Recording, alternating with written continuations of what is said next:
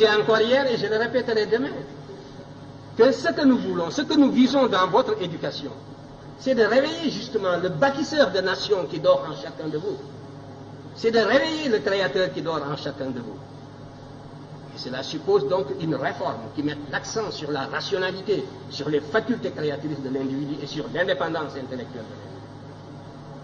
Voilà le but que vise mon enseignement en tout cas.